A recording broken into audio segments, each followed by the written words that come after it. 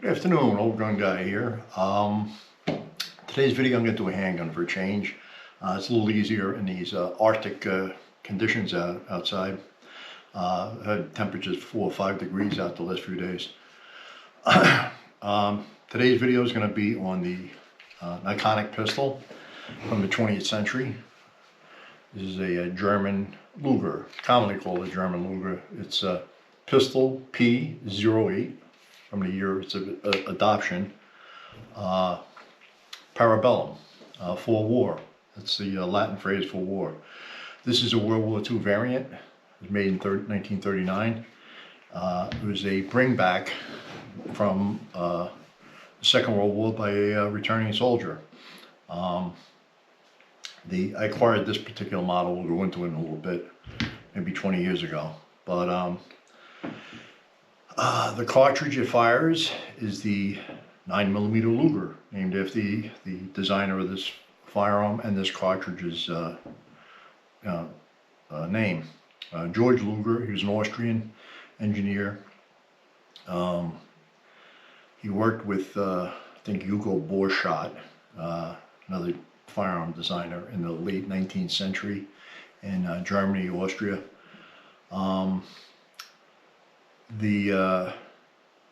go into the cartridge. This cartridge evolved from a 7.63mm or 30 caliber Luger cartridge. In the military trials, once they developed the Luger, after keep going back and forth, they wanted military contracts, and they submitted this pistol to both the United States and the United Kingdom for military trials, you know, with other pistols from around the world. The pistol was in 30 caliber Luger, 7.62 or 6.3 was the designation. I forget if it was 21 or 25 millimeters the case. But the complaint from the U.S. military is too small a caliber for a military pistol, 30 caliber. So that actually worked out to Luger's favor, because he went and designed the 9mm Parabellum, and he took it from the Latin phrase, "If you want peace, prepare for war," and so it became the 9mm Parabellum, 9mm for war. A very efficient compact cartridge designed in 1902. It operates at about 35,000 psi chamber pressure.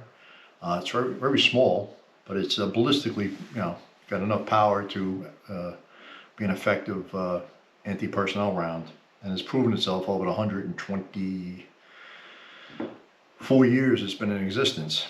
So I've done the history of the 9mm before, but basically 3/55 thousandths of an inch bullet. It's a tapered case. It head spaces on the mouth of the cartridge. It's rimless, meaning the rim doesn't extend beyond the body. The useful bullet weights for the 9x19 are 100 grains to 150 grains. I have some subsonic 150 grain loaded stuff. Common commercial loads will be 115, 124, and 147 grains. Early in its history, or for most of its history, is a 115 grain projectile, doing about 1,200 feet a second.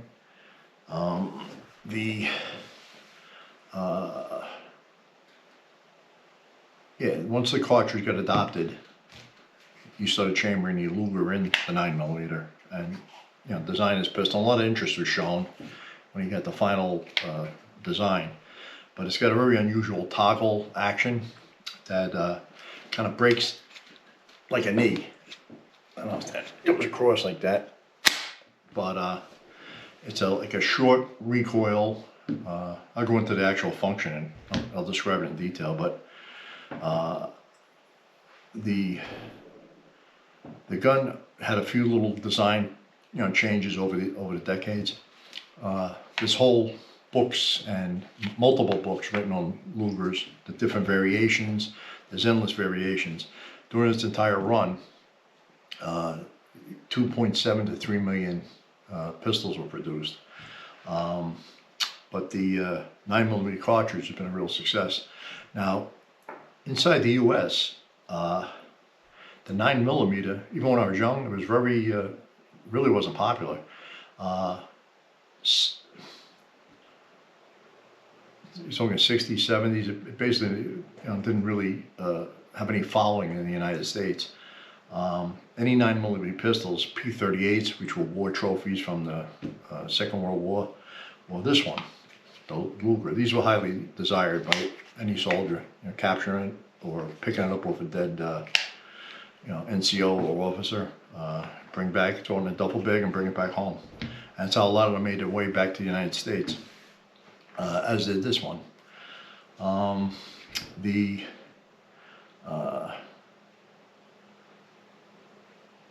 After the U.S. military adopted the 9mm as the service cartridge, because even though NATO did it in the formation in the 1950s as the NATO cartridge, the U.S. stuck with the 45 ACP, and in '85 they transitioned to the 9mm, and the 45 in full metal jacket form is more effective than the 9 in full metal jacket form because much bigger hole, from the larger diameter bullet. With modern expanding projectiles and hollow points and defensive projectiles, which the military can't use, the 9mm excels as a personal defense round. It had adequate effect in for military use, and that's why it survived. And you put a lot more cartridges in the modern pistols. The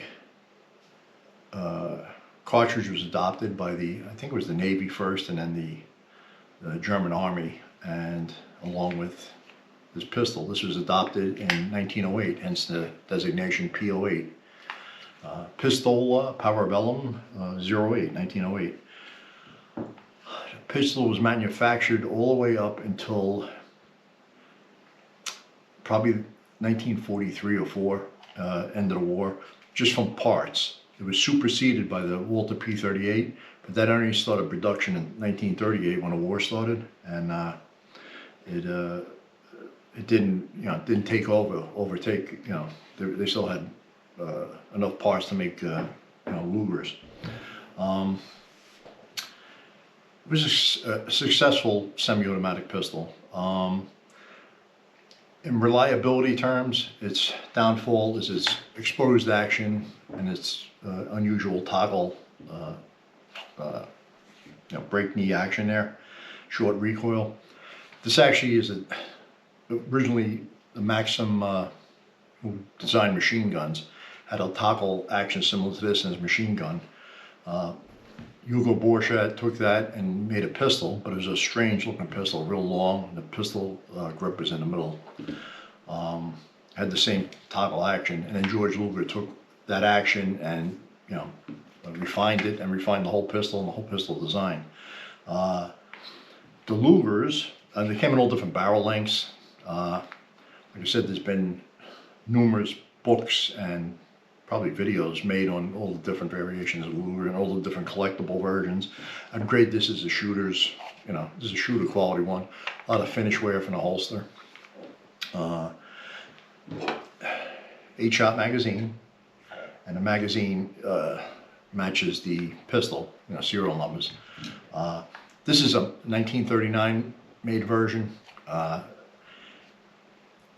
DWM, Deutsche Waffen and Munitionsfabriken, DWM. I guess that's German arms and munitions, factory or fabrication factory, I guess. Absorbed DWM in the early 30s around the rise of the Nazi regime and the evil empire that followed. But it has a DWM marked toggle. But as best as I could find from all the reading, this is a Mauser made pistol, military pistol, and it has the Nazi era acceptance marks, which I don't know if it's going to show up here, but on the side of the frame. a proof mark on the barrel, and the serial numbers on the barrel, and the whole, all the numbers match.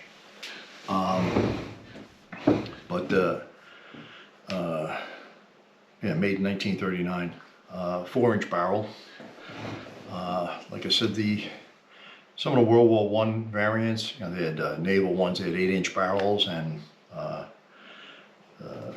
6-inch barrel ones. And there's actually a good book that if you do acquire a Luger or you inherit one of them, I recommend getting this catalog. It's got a detailed breakdown of all the variations and the proof marks and the models, and it's pretty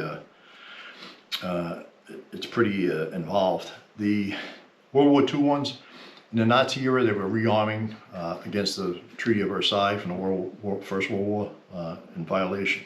They were violating it left and right, but they try to obscure manufacturing and different things of these pistols.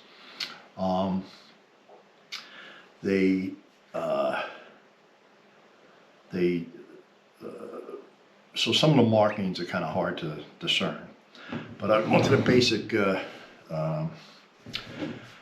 functioning of the pistol. Internal striker, and fires a cartridge, but basically charge this pistol. 8-shot magazine goes in a pistol. I'm going to take it out just for operating. You pull back the toggle, let it go forward, and you chamber around. Now that the gun is charged, but if I had ammunition in it, it has the safety on the side here. So down is safe, and up is fire. Now if you notice, there's a little silver bar that comes up here that actually blocks the sear, so it's unsafe if that's up. Pull the trigger, nothing will happen.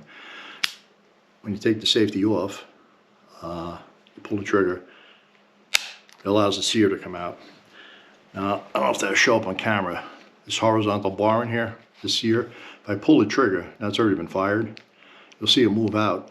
So when the safety goes up, it blocks that movement, so you can't discharge the pistol. This is one of the variants, or later variants. The safety and fire is in the up position, and safe is in the lower position. Some of the Lugers, the variants, they reverse that. And the safe marking is when the word Geschirrt is visible on the side there, it's unsafe. Due to all the mechanics being really exposed to the elements, it's not a super reliable pistol. From my experience of shooting this, I've shot a few of them over the years. I'm not a Luger collector by any means. I acquired this one, and I acquired one from my uncle. I actually have two of them. They're both made by Mauser. The other ones get the military Mauser markings, and they're both 1939. But this is more of a shooter grade. The other one's got better finish on it. But something like this is probably worth $800. You see the prices all over the place for them, but I would consider this a shooter grade quality. But they were highly prized by the American soldiers in the Second World War in Europe, and anyone that got their hands on them brought them home, and then, a lot of them come back. During its whole production run, something like 2.7 to 3 million Lugers have been made. Then there was other people making them. Stoger in the United States made copies, and there's so many variants. It's like unreal. This particular one, every story has a pistol. Every pistol or every gun has a story. This was a guy I work with. His father was had a few firearms. His father passed away, but this is a World War II bring back, and he didn't really want this, so I got it for a very reasonable price. And I shoot it from time to time, but the German ammunition, especially in the Second World War, the 9mm, was loaded pretty hot. It was steel cased. This is steel cased too. This is MagTech. But the German stuff was like, you know, approaching 1,300 feet a second. I had some World War II German 9mm and I shot it over chronograph. I don't have any more laying around, but you know, it's corrosive. It's hot. The hotter it is, it generally works its action good, you know. Range ammo sometimes won't have enough energy to lock the slide back. Sometimes it won't pick up another round. But if you keep the pistol clean, it's, you know, it's reliable enough. It came in a, the old came in a, I don't know if that'll show up. It says P-08 on the back of the holster. This clamshell holster, go into that because it's pretty interesting. This little pocket here is for the bolt takedown tool and magazine tool, which I don't have on either one of these. It's a spare pouch here for the spare magazine, and the numbers do not match the pistol. The magazine and the pistol matches. It has this leather lanyard. That's to assist in pulling the pistol out of the holster. Because when it's in the holster, you really can't access it, and it's completely protected. You know, you buckle this, protected from the elements, and it's not a speed deal. But how this lanyard works is when you pull this lever, you pull this lanyard.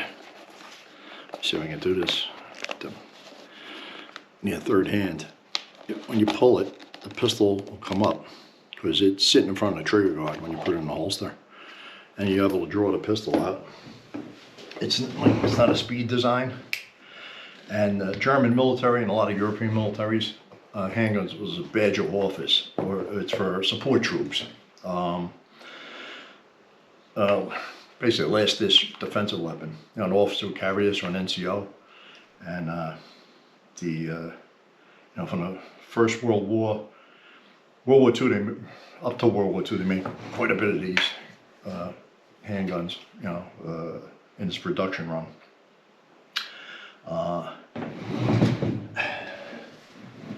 The action, when you fire this pistol, this barrel and slide and toggle reciprocate into the receiver, 1/2 inch. I can pull it back. I don't know if that shows up on the camera. You can see the whole barrel, everything moving. And when the barrel slide hit its stop, the toggle, through inertia, continues backwards, extracting and injecting the cartridge, and then it snaps forward. And cycling the gun. But all these parts are all exposed. It's pretty interesting, you know, design, and it's probably got one of the best grip angles and natural pointing angles of, you know, any pistol really. It's raked back. I don't know the amount of degrees, maybe 50 degrees, but I do know who copied the grip design, and that was Gaston Glock. It's my Glock 17. I carried that for a number of years, but I'm going to put them side by side here. You basically see they have the same grip angle. Turn it this way, and no, that's where Glock took his grip angle. And the 17 is naturally pointing pistol too with that angle, rake back grip off the vertical. The World War II ones, a lot of them wide trigger guard. Wide trigger, I mean, slightly narrow trigger guard. Magazine releases up on the left side of the frame. The sights on this are, you know, it's got a pronounced front blade, but the rear sight is a tiny little notch. I don't know if that shows up, but it's real hard to see, especially if you got old eyes. You know, you kind of try and figure out where the front sight is sitting in there. And obviously the toggle, you know, the channel is cut out so that you can see the sights. You know, it's got checkered flat, you know, toggle grip, you know, to grab it and charge the pistol. Yeah, this is a 4-inch barrel. It weighs about 1 pound and 9 ounces. I've seen 2 different weights. I haven't weighed the gun, but do the trigger pull. It's got a pretty straightforward. Let's see. Put this down.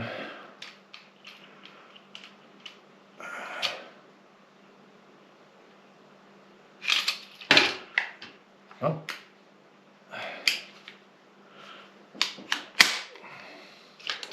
Got a heavier trigger than I thought. I thought it was unsafe. Alright.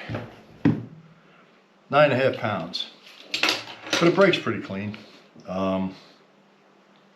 Iconic pistol, especially from the evil empire, Nazi Germany.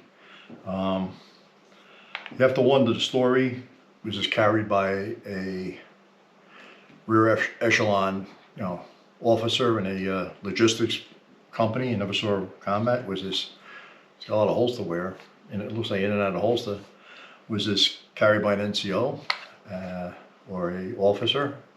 And was he killed or did he surrender? And this was taken off him? Was this pistol used to murder people? On the side of a road, executing people in a ditch, like Waffen-SS Einsatzgruppen, or the SS Einsatzgruppen. It's the special action group that did a lot of the murders. That's that warm collectivism. The National German Workers, National Socialist Deutsche German Workers' Party. Yes, National Socialist German Workers' Party. That's what Nazis stand for. But this has the Nazi, Waffennamens and acceptance stamps. It's basically very hard to see. I don't see it on the camera, but it's a German eagle with the little swastika on the talons, and then the acceptance or proof marks have a number instead of the Waffennamen. But a lot of holster wear, and a firearm is just a tool, and whose hands determines what will happen with it. If it's in some evil person's hands, bad guy, bad stuff happens. Good person's hands can save innocent people from bad people, and who knows what this one went through. But I got that at least 20 years. By the Second World War, most of the holsters were all black. This one's brown, but this is right at the beginning of the war. This has the maker, Ben Sheert, stamped in the leather. And it has another Waffen knobbed on the back here. And I'm just going to show you real quick. This is, this got an S42 stamping. That's military Mauser manufactured pistol. A little holster wear on the side, but this one was my uncle's. This is a bring back from the Second World War also. And it's a nice little relic there. I probably rate this one at maybe $1,200, because they made a lot of World War II ones, and there are some Lugers that are $10,000 that are artillery Lugers, World War I, different variations. You can go into the weeds with them. But we're just going to do my go into the shooting demos with this and actually shoot this. I got 3 kinds of ammo. This would be most like German World War II production. This steel cased, 115 grain, full metal jacket, bullet weight. It's Russian Tula. Another interesting thing, this is the only cartridge, the 9mm, to ever be adopted by the Russian military. In 2000 or 2002, they adopted this cartridge. They've never ever adopted a non-Russian cartridge in any of their military weapons. So it speaks something for the 9mm. Its efficiency, size, and utility. It doesn't really recoil a lot. I have some of this MagTech. It's range ammo. It's 124 grain steel cased, zinc plated steel. A little chronograph. I got some of these handlers. I try and shoot this stuff out of my Glock.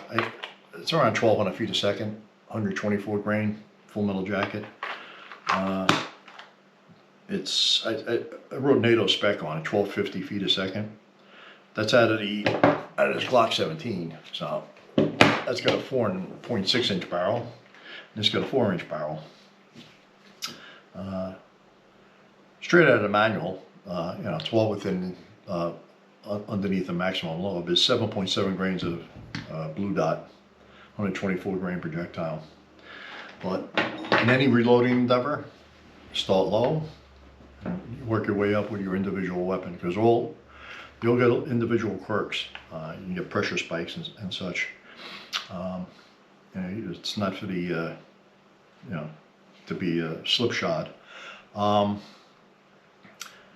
I do an accuracy test offhand, just me shooting at 20 yards in the Russian front conditions out there, or the Battle of the Bulge conditions, I guess. They were freezing too. Do a thermal effects test. I'll use what would have been the standard World War II 115 grain projectile, the Russian Tula. That's an analog for a human or an animal target.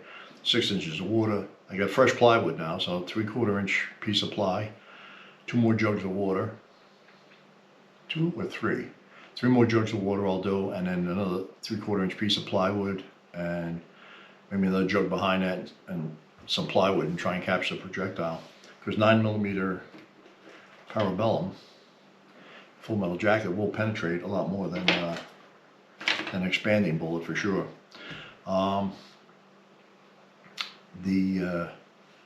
I am sure when I shoot this, I'm going to have a hiccup or two. That's just the way they are. If you ever watched a World War II movie, these things are all over the place in World War II movie. One of my favorite World War II movies was Kelly's Heroes, 1970 or 71, Clint Eastwood.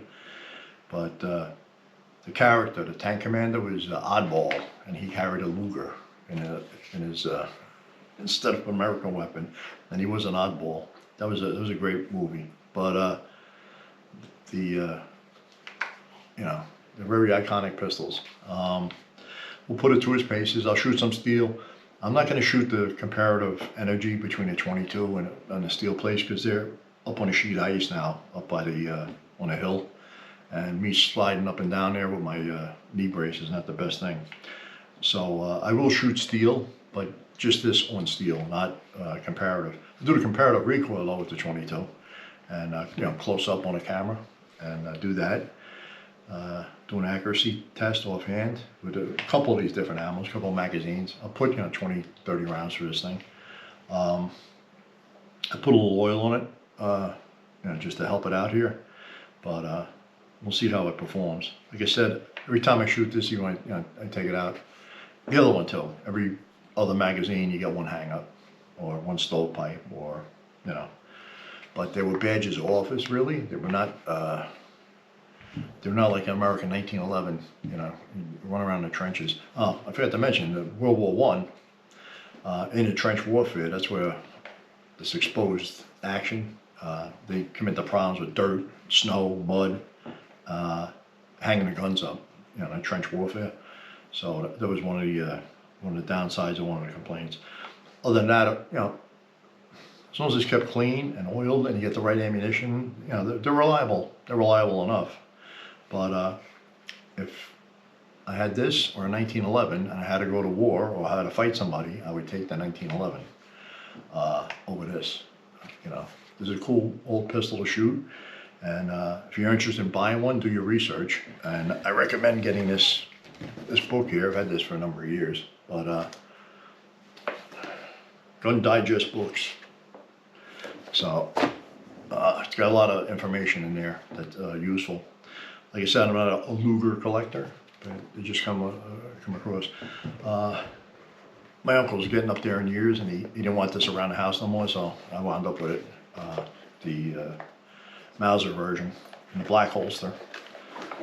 But it's got all the same acceptance marks. Got a little muzzle wear too, a little wear on the bluing, you know, holster wear. But it's you know, just a fine piece of history. You know, history's good and bad, and that's what we make of it. The human condition, going on and on and on.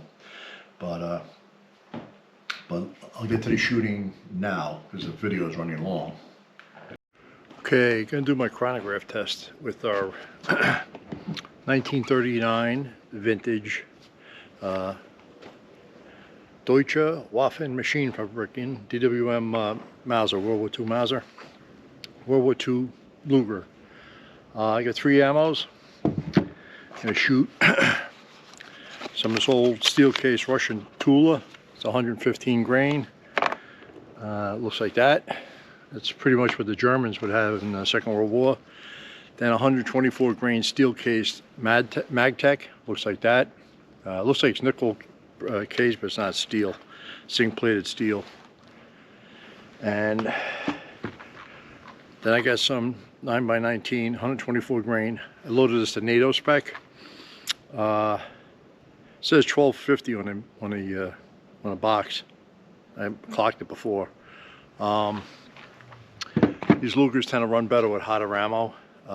Standard, range ammo, you're gonna get a lot of jams.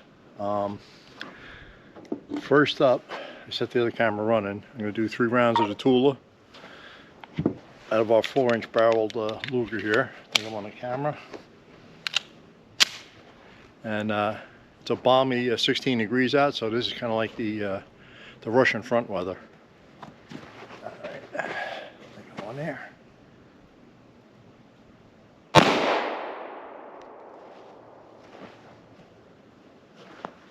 It's like 1167.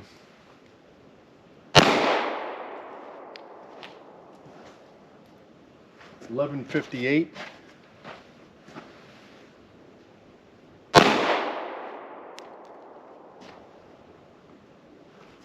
$11.28 looks like. You see the action locks open on the last shot. That cycled fine. We're going to try the next 3 will be Magtech. These are 124 grain projectiles.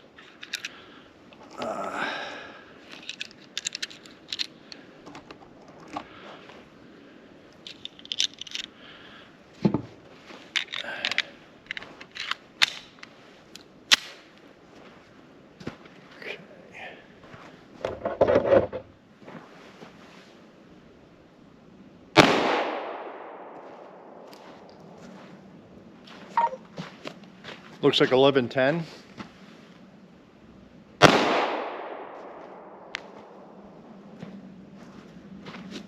That was 1082.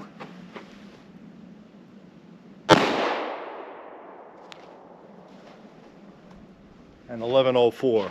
That's pretty good. The gun cycled fine. Last up, these are my hand loads. Everybody's interested. 7.7 grains of blue dot, 124 grain full metal jacket projectile.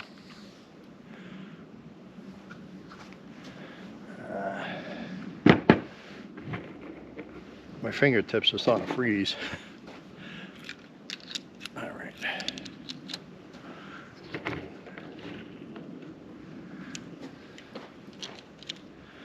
All right.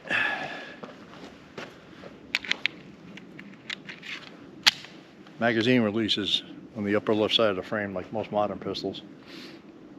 And that's fire. That would be safe. And the German word is geschirrt. I guess it's safe. So it's on fire. 3 shots of the NATO spec. And a stovepipe. Oh.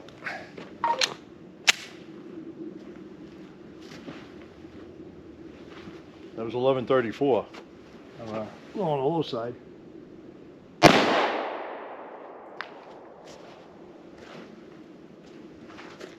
$11.88.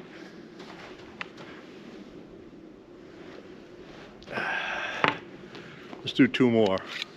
I'll do the one with the snow on it.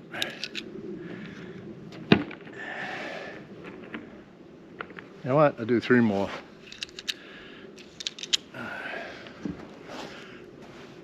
It's the knee joint toggle action.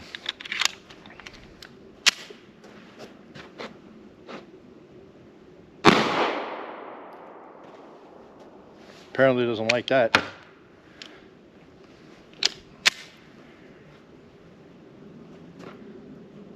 was 1112.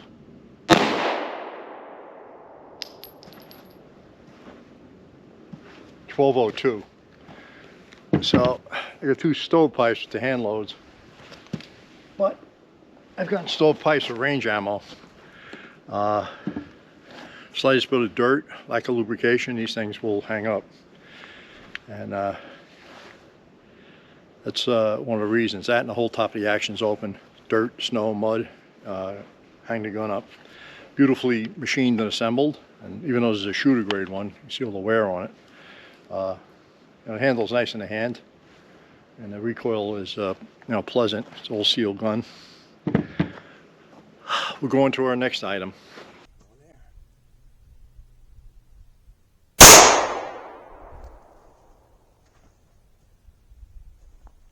It's like 1167.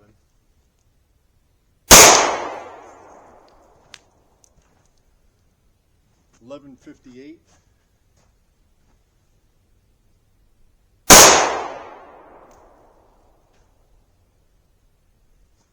$11.28 looks like. You see the action locks open on the last shot. That cycled fine.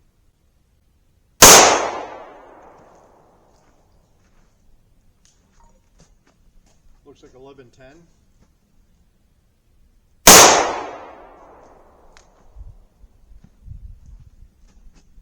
That was 1,082.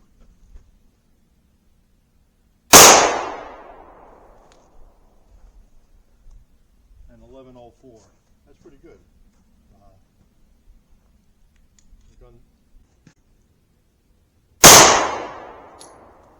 And a stovepipe. Oh.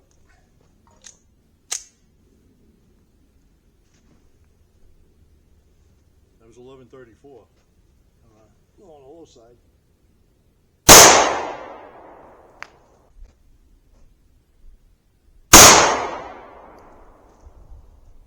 Apparently doesn't like that.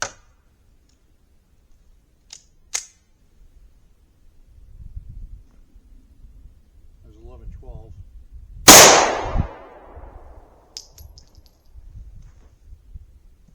$12.02. So you got two stovepipes with the hand loads. Okay, at the terminal effects target, it's an analog. You've seen the other videos. Analog for a human or an animal. Target. 6 inches of water. 3/4 inch piece of plywood, simulates heavy bone. Got 3 more jugs of water. That's 18 inches of water. Another fresh piece of plywood. Piece number 1, number 2 of fresh, unshot. I was able to get a deal on a sheet of plywood the other night. Has a stain on it or whatever. I got it for 17 bucks. But it makes 32 squares and it'll last me a long time. Second fresh sheet of 3/4 inch plywood. The last jug I left out accidentally. It's frozen solid. It's just a big ice cube. And a bunch of plywood just to see if we capture a projectile. Let me pause this, set the other camera slow motion running, and we'll take the shot. We're going to take a shot with our P-08 Luger, the terminal effect target. The camera's running. I'm using 115 grain steel case Tula, 115 grain full metal jacket ball. This is similar to what the Germans would have used, although this stuff was loaded a lot hotter than the modern stuff. Steel cased due to the war production.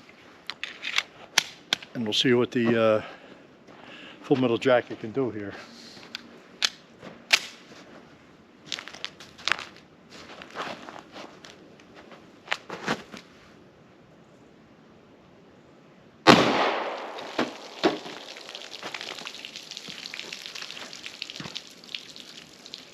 Well, let's autopsy that. Let me pause this. Okay, captured the projectile. 9mm full metal jacket does penetrate quite a bit.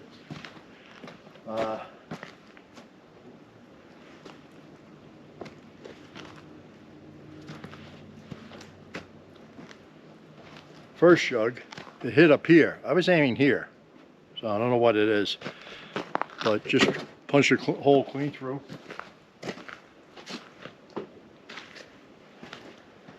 First sheet of plywood, fresh shot, in.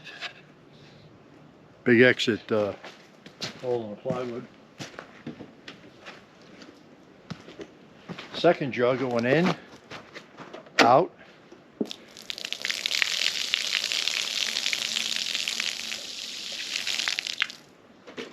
make some more ice. Bunch of plywood in there. It was trending off to the left. It hit the jug here, split it, went out.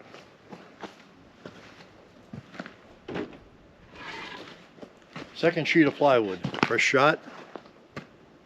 That's the entrance. That's the exit.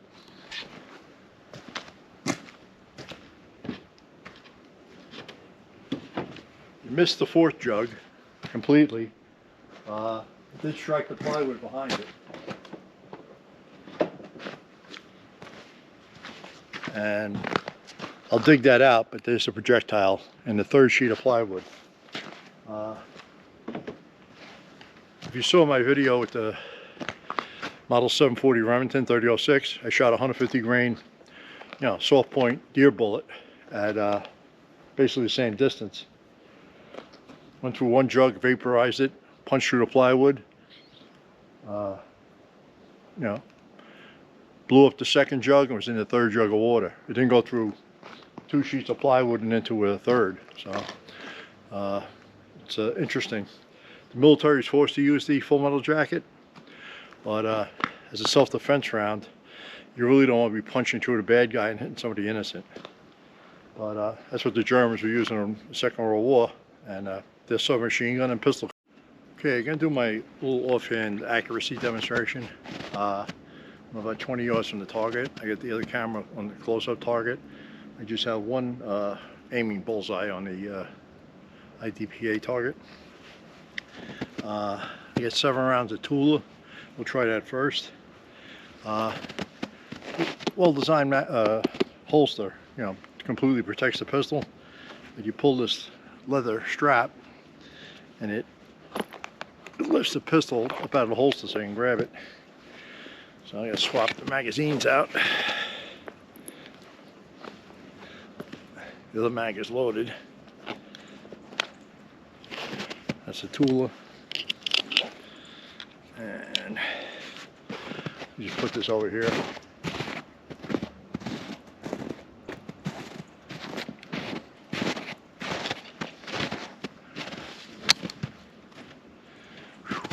Freaking hands are cold. It's basically a single action automatic. It's cocked when you charge it.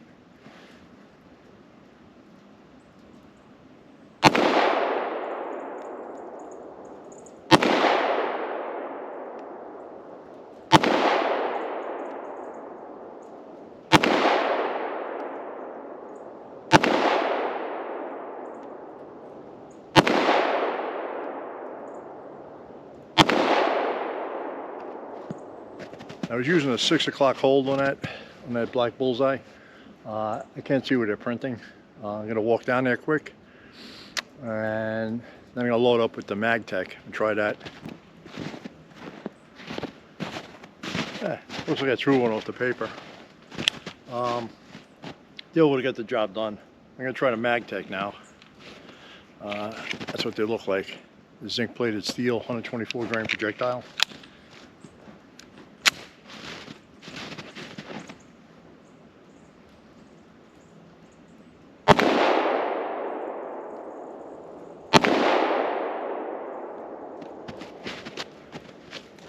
And a failure to feed.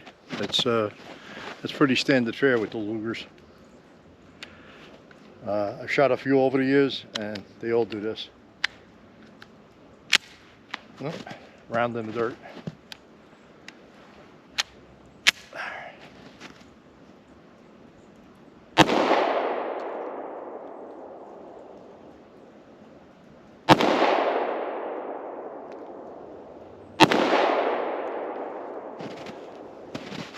Another failure to feed.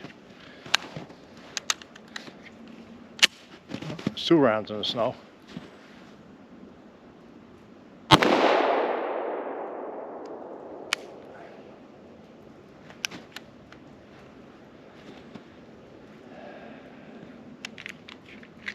All right. Let me dig these out of the snow.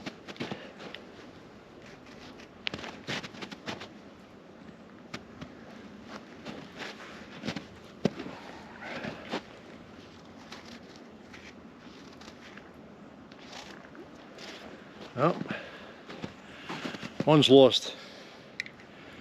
Most of the ages there. I just get the one around left. I'll try some of that hand loads.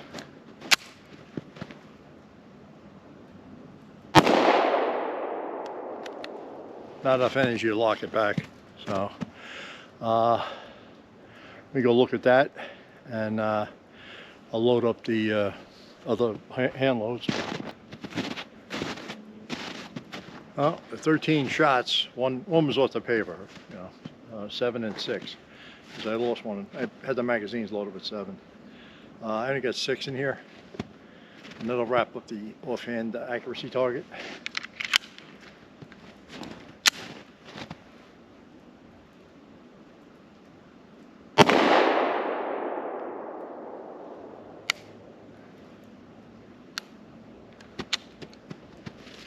Failed to pick another round up.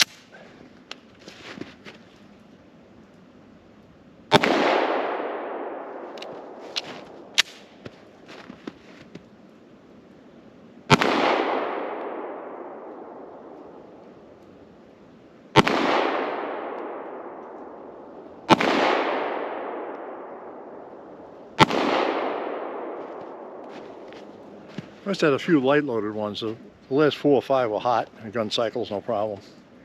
Let me pause this camera. I think I'm going to shoot the little steel torso. It's only about this big. I'll set the camera up on that, and then dump another mag or two with that, and that'll wrap up our shooting demonstration. And I think I'll do a terminal effects test with probably the Magtech 124 full metal jacket, or the 115. I have some 115 tool. I use that because that's what the bullet weight they would have been using in World War II. So let me pause this.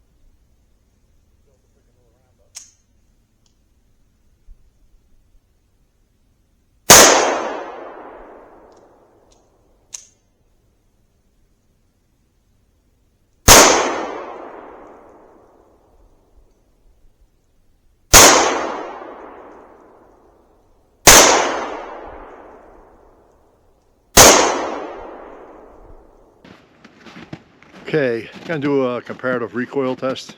The pistols.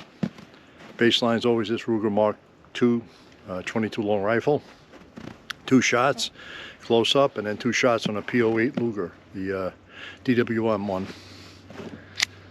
All right, I think we're in there. All right, that's 2.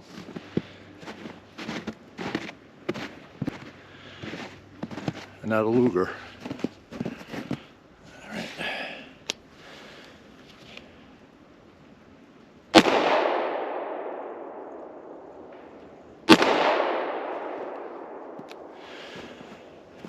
And recoil's not bad out of a 1 pound 9-ounce pistol.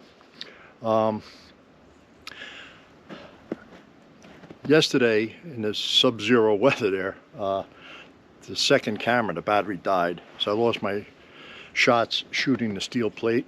I got a little 10 or 12 inch torso down there, a hostage target.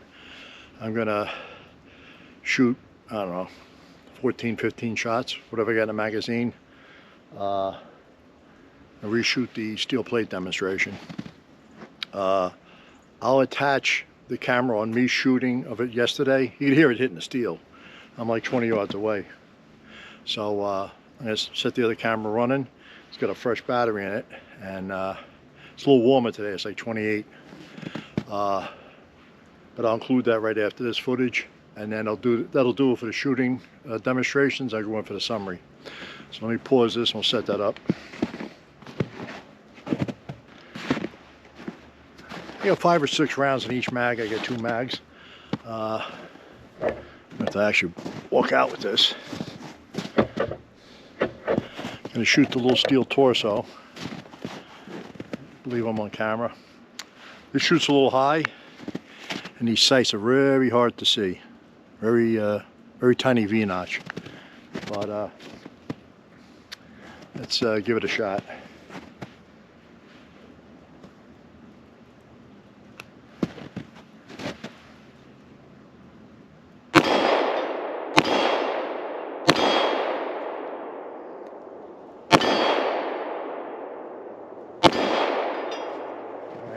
No hiccups there. I'm using that Magtech steel case 124.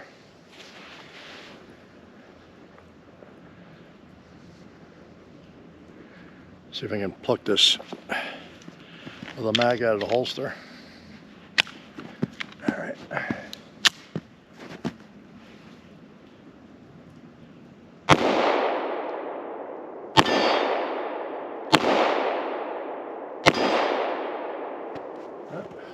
Got a hang up.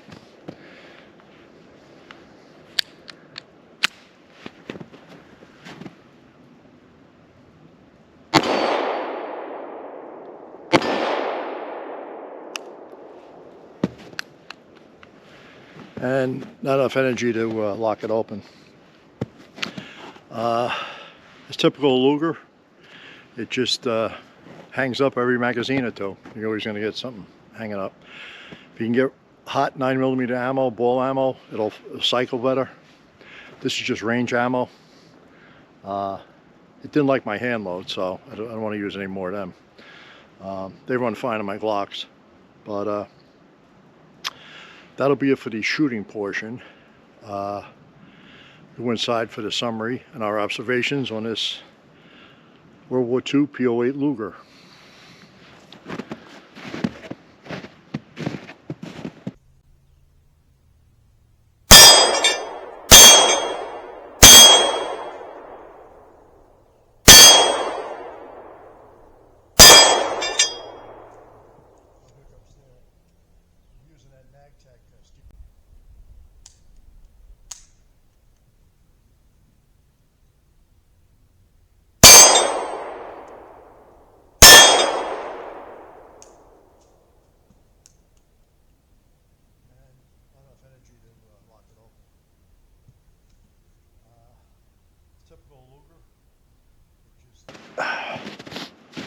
Okay, I'm gonna just shoot offhand at this little,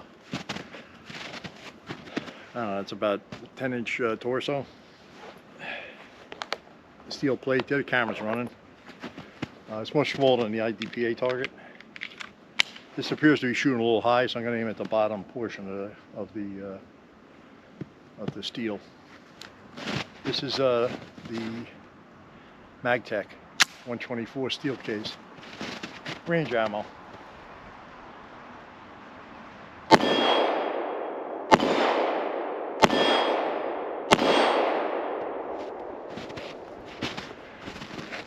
There you go, typical Luger.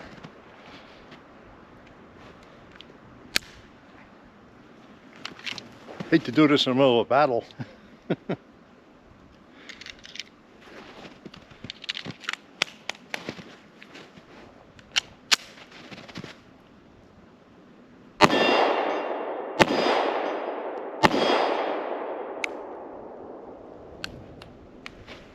And didn't have enough to lock it back on the last shot.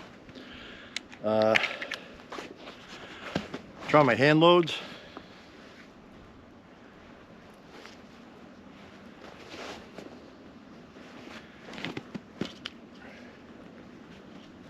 Put it in the wrong pocket. Just 124 full metal jacket.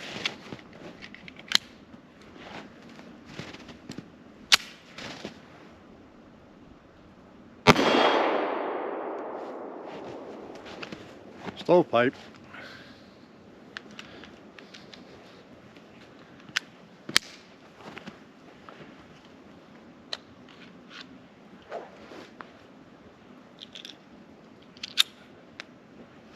I ain't gonna chase that. We'll just try the other three.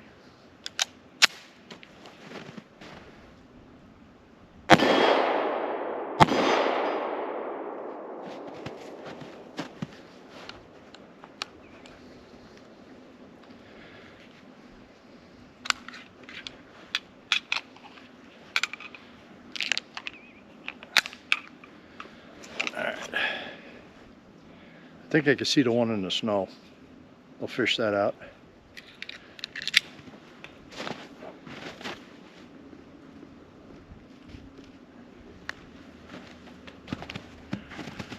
Yeah, good enough.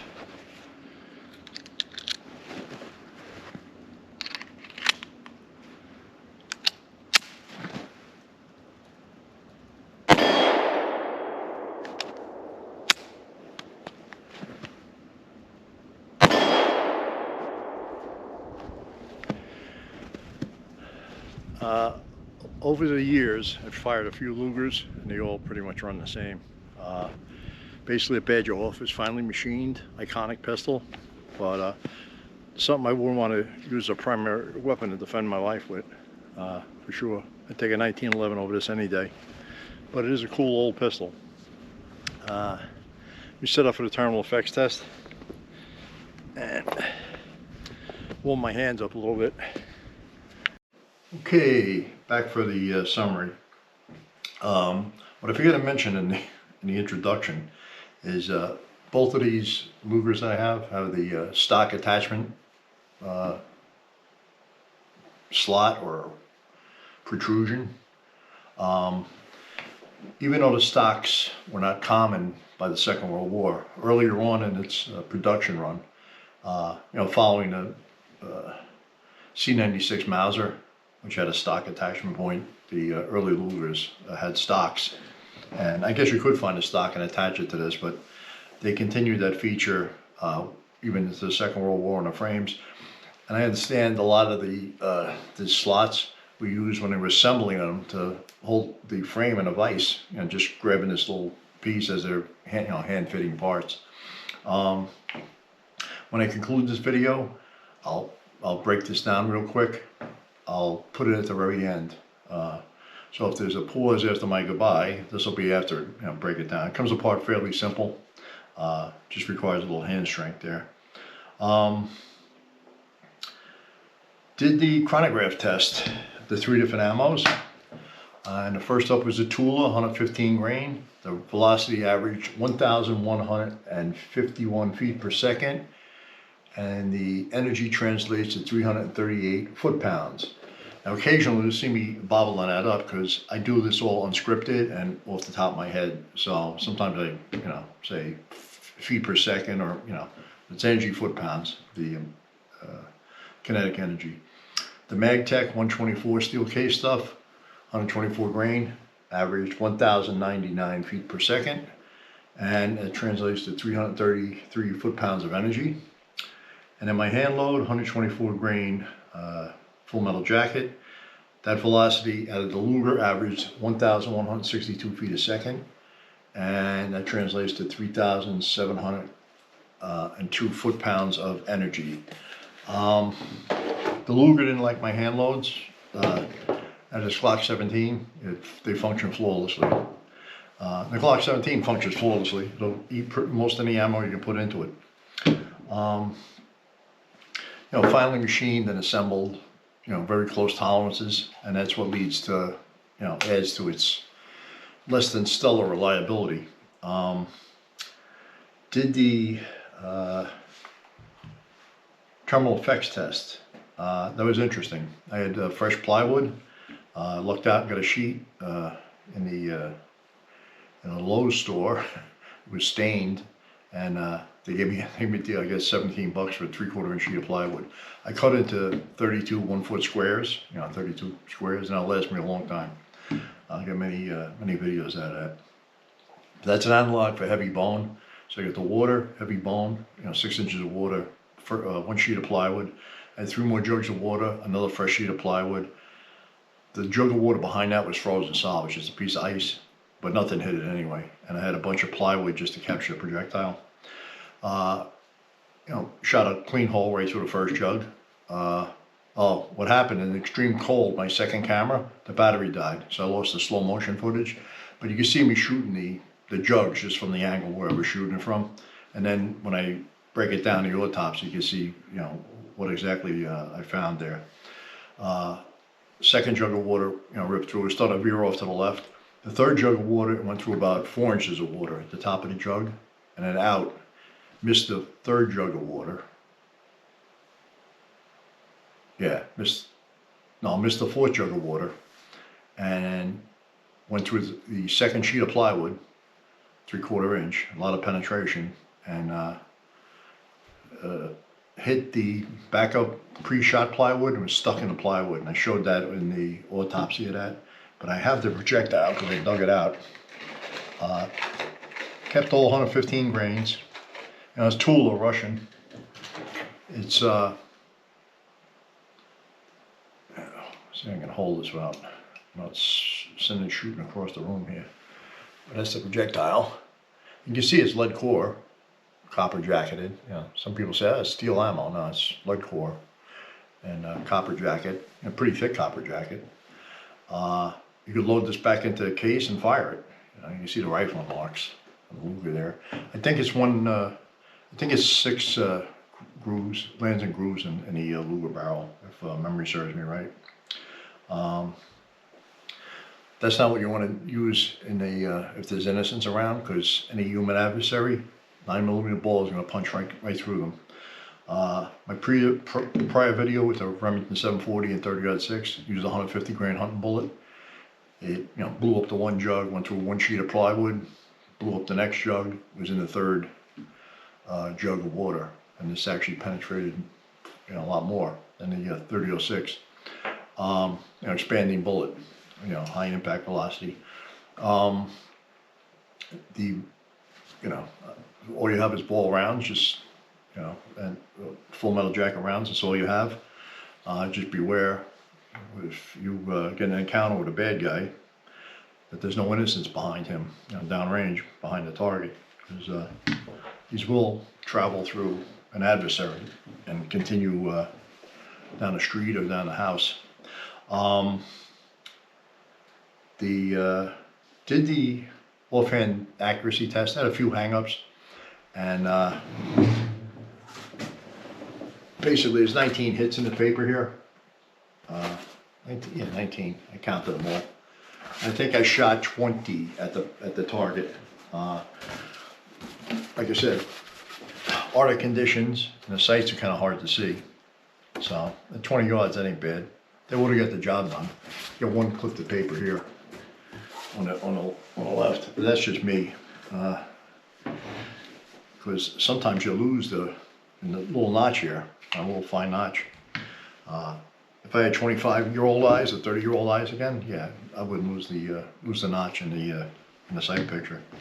I shot the steel plates.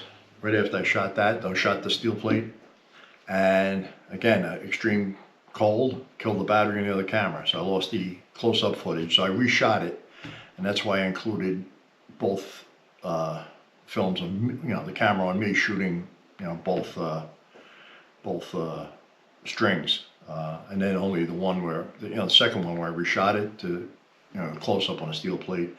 But I think I missed once on a steel plate. It was ping, ping, ping, you know. But it'll get the job done. But what I wanted to illustrate was all the different hang-ups, you know, with both the hand loads I was using and the MagTech, you know, steel case stuff.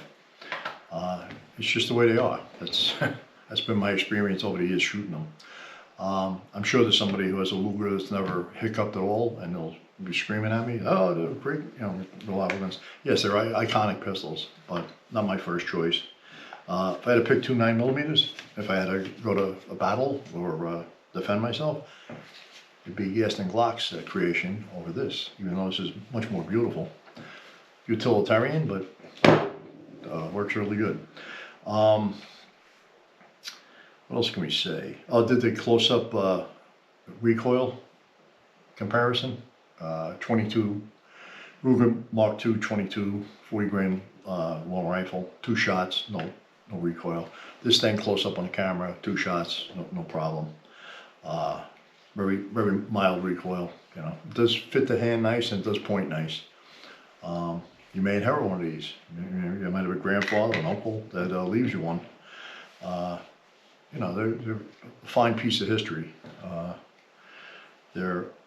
I think the most of them were made during the Nazi period.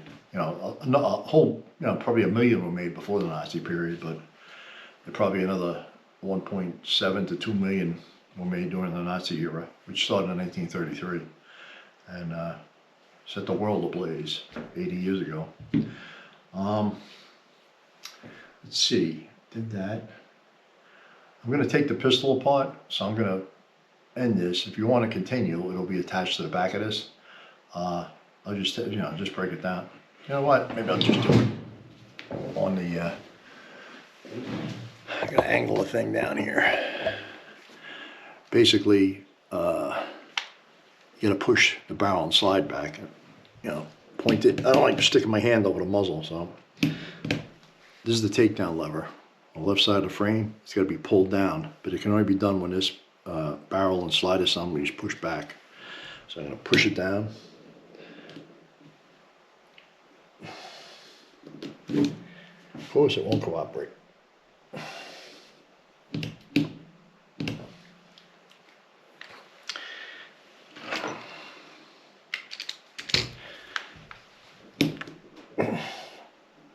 There it goes.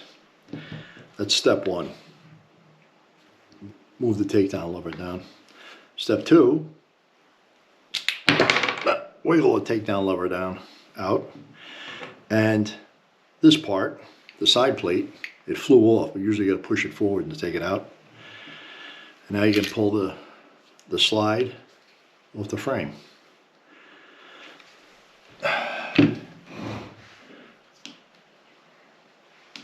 And then I'm going to push this pin out to take the bolt out. I haven't done this in a while.